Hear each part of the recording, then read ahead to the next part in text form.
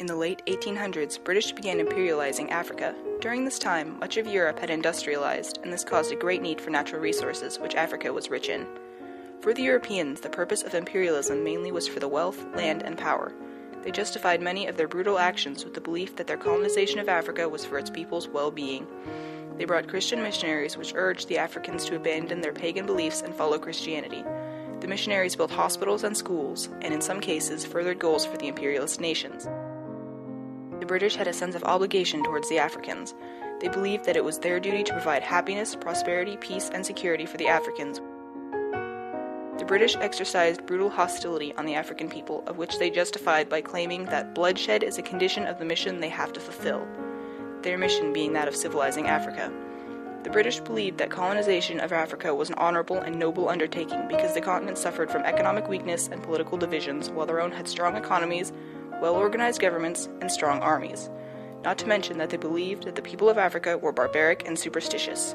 In an excerpt of a speech from Joseph Chamberlain on March 31st of 1897, he states, "You cannot have omelets without breaking eggs. You cannot destroy the practices of barbarianism, of slavery, of superstition, which for centuries have desolated the interior of Africa without the use of force. But if you will fairly contrast the gain to humanity with the price which we are bound to pay for it, I think you may well rejoice in the result of such expeditions as those which have recently been conducted with such signal success in West and East Africa.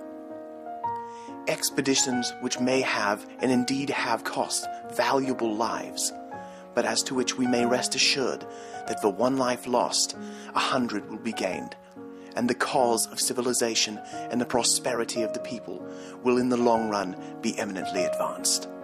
Meanwhile, for the Africans during the period of British imperialism, they suffered terrible conditions while being oppressed, abused, and killed.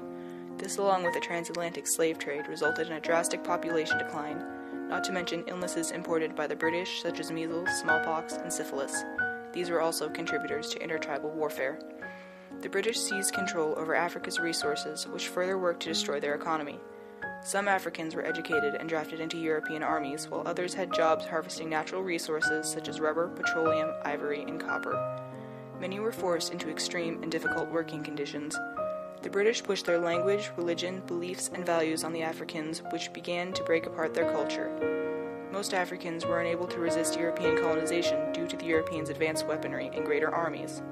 By the early 1900s, only Liberia and Ethiopia were able to combat the Europeans' colonization of Africa.